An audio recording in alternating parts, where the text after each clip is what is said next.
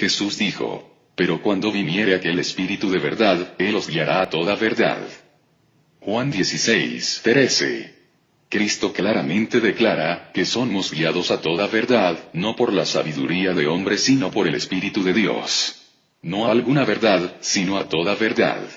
Cuando Dios revela verdad, Él puede guiar a sus siervos a toda verdad, y no permite que tales instrumentos mezclen su verdad con error. Aunque tal vez ellos no la entiendan toda, con todo el mensaje que llevan es la verdad y nada más que la verdad. Por lo tanto, tales verdades son reveladas originalmente por inspiración solamente.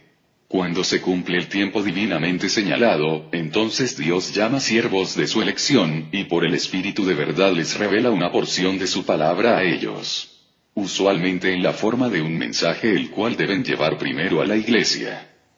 Por el mismo poder Dios obró sobre sus numerosos siervos, los profetas, escribiendo cada uno una porción de la Biblia. Y cuando fueron recopiladas se hizo un libro completo, que trata con un tema principal, la salvación en Cristo. Aunque algunos de estos escritores vivieron cientos de años uno del otro, con todo cada porción de las escrituras armoniza perfectamente, una arroja luz sobre la otra. Demostrando así que Dios era el inspector de las escrituras y hábilmente guió a sus siervos a toda verdad. ¿Qué es pecar contra el Espíritu Santo? Como la Biblia es libre de error, así su interpretación bajo el mismo espíritu de inspiración también debe ser correcta. Por lo tanto, la interpretación de la Biblia es verdadera, solamente cuando es revelada por un canal de inspiración. En ninguna otra manera puede Dios guiar a su pueblo a toda verdad.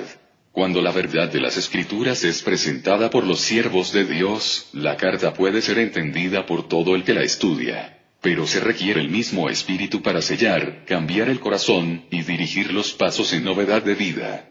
Este poder transformador es otorgado solamente cuando el receptor de la verdad humildemente se arrepiente del pecado, renuncia al mundo y acepta a Cristo.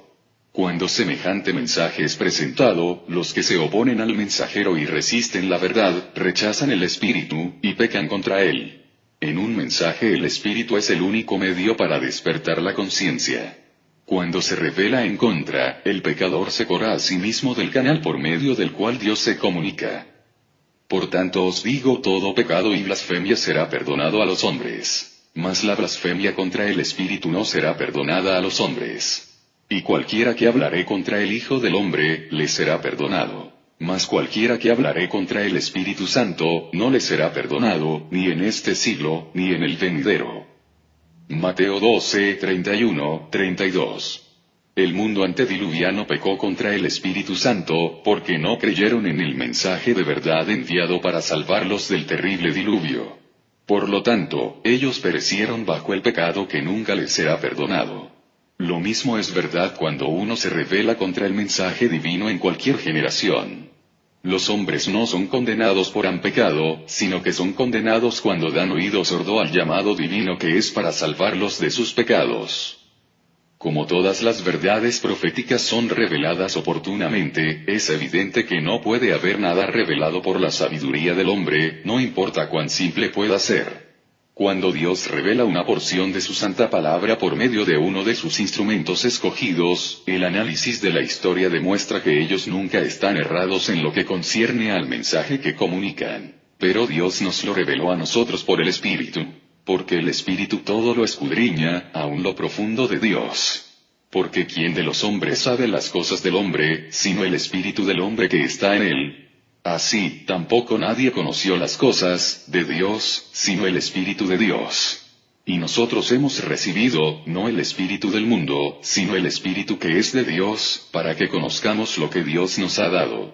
Lo cual también hablamos, no con doctas palabras de humana sabiduría, mas con doctrina del Espíritu, acomodando lo espiritual a lo espiritual.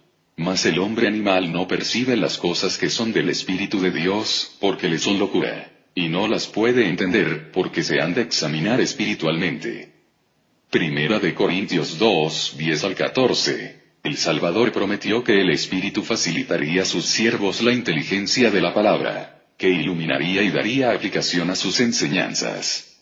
Y como el Espíritu de Dios fue quien inspiró la Biblia, resulta imposible que las enseñanzas del Espíritu estén jamás en pugna con las de la palabra. El conflicto de los siglos, página 9. Los que están inclinados a desconfiar de la habilidad de Dios para guiar a uno a toda verdad, no solo están negando inconscientemente la fidelidad de su palabra, sino también están minimizando su poder por su acto, y así han ilimitado al Santo de Israel. Salmo 78, 41. Cada quien debe estudiar por sí mismo para entender su propia posición, y con mente sincera estar listo para escuchar todo con un espíritu dócil de un niño. De cierto os digo, que el que no recibiere el reino de Dios como un niño, no entrará en él. Marcos 10, 15. El prejuicio ha engañado más almas que cualquier trampa jamás inventada por el gran engañador. El que se niega a escuchar las razones presentadas por el otro, es el más ignorante. Tal hombre usualmente es prejuicioso porque el argumento presentado contradice su opinión del tema, o puede ser que se considere a sí mismo más intelectual o de superior posición social. Otros no oirán la verdad porque hiere su conciencia pecaminosa y por temor que deban separarse de algún anhelo egoísta. Esta clase está bajo el poder del diablo, y en camino a la ruina eterna, pecando contra el Espíritu Santo.